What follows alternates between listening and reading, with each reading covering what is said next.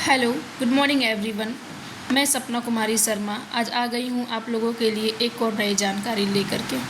जैसा कि मैंने पिछली वीडियो में बताया था आईवीएफ के बारे में, आप लोगों ने बहुत सपोर्ट किया, लाइक किया, फॉलो किया, इसके लिए धन्यवाद। और अगर मेरी वीडियो पसंद आती है तो आप लोग फॉलो कीजिएगा, सब्सक्राइब कीजिएगा, शेयर कीजिएगा। देखिए, पिछली वीडियो में मैंने आप लोगों को आईवीएफ के बारे में बताया था कि आईवीएफ कैसे मरीजों को प्रोवाइड किया जाता है या फिर किसको ज़रूरत होता है, कैसे लोगों को आईवीएफ का ज़रूरत होता है। तो आज हमारे पास एक पेशेंट आई थी जिनको जब काउंसलिंग के द्वारा आईवीएफ के बारे में बताया गया कि आईवीएफ क्या होता है, क्योंकि उनको आईवीएफ का बहुत ही ज़रूरत था।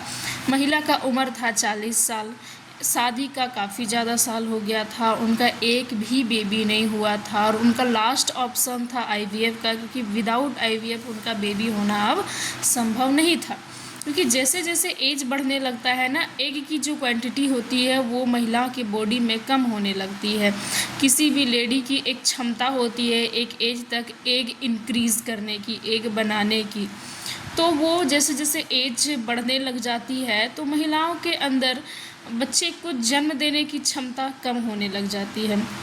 चूँकि महिला 40 साल की थी तो उनके अंदर एग सही तरीके से नहीं बन पा रहा था, या हार्मोनल इम्बैलेंस के कारण भी वो बेबी कंसीव नहीं कर पा रही थी। स्टार्टिंग में क्या इशू था वो तो पता नहीं, लेकिन अब उनका विदाउट आईवीएफ कुछ नहीं हो सकता था।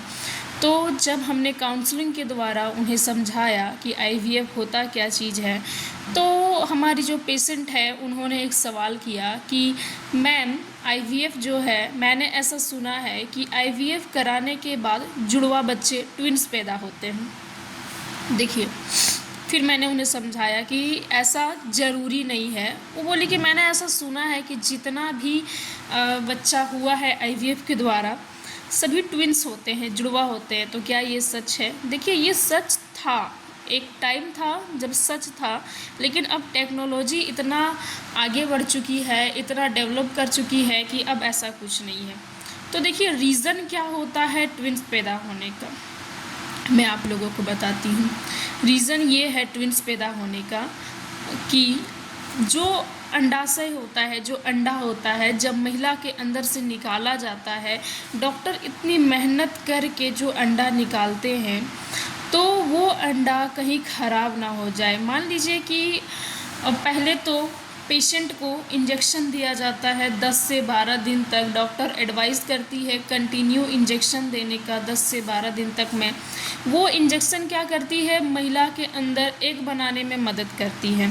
और जब एग रेडी हो जाता है फिर महिला 2 से 3 बार मतलब हॉस्पिटल आती है, डॉक्टर उनका अल्ट्रासाउंड करती है और वो देखती है कि एग तैयार हुआ या नहीं हुआ।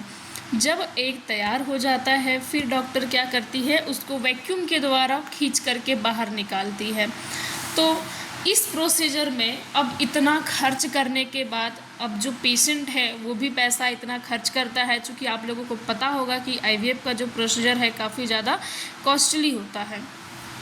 तो उसमें 2 अंडा निकाला जाता है, एक अंडा नहीं। हो सकता है एक अंडा निकालने के थ्रू रास्ते में ख़राब हो जाए, टूट जाए, बर्बाद हो जाए, इसीलिए 2 निकालते तो बहुत सारा अंडा है, एक बार में निकालते वो तो वैक्यूम में एक एक करके छांट के तो नहीं निकाल सकते हैं।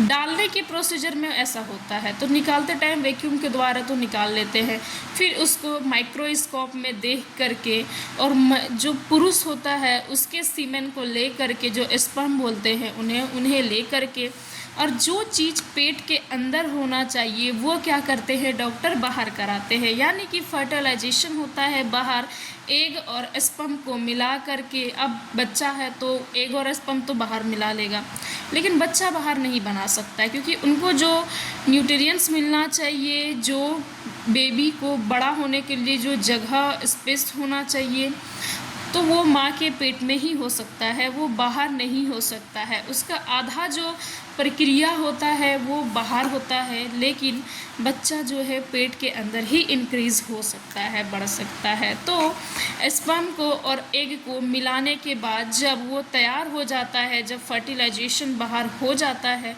फिर उन्हें महिला के यूट्रस में डाला जाता है। तो ट्विन्स होने के क्या चांसेस हैं? कि डॉक्टर को पता होता है कि मैंने इतना मेहनत किया, कहीं मेरा एक जो मैं डाल रही हूँ उसके अंदर वो मेरा टूट ना जाए, बर्बाद ना हो जाए, वेस्ट ना हो जाए, वरना फिर से उस प्रोसीजर को दोहराना पड़ेगा। इसी के कारण जो है 2 अंडा डाला जाता है। और वो 2 अंडा कभी कभी क्या होता है कि दोनों का दोनों ही सेफ रहता है, तभी जा कर के ट्विंस पैदा होता है। ऐसा कभी कभी होता है कि वो एक खराब हो जाता है तो एक से एक बेबी पैदा होता है। तो डॉक्टर एक सेक्रेटरी के रूप में मतलब सेफ्टी जैसे बोल सकते हैं कि एक सिक्योरिटी भेजता है। एक अंडे के साथ एक अंडा सिक्योरिटी भेजा जाता है कि एक अगर ख़राब हो जाता है तो आप उस जगह पे काम करके एक बेबी को तैयार करें।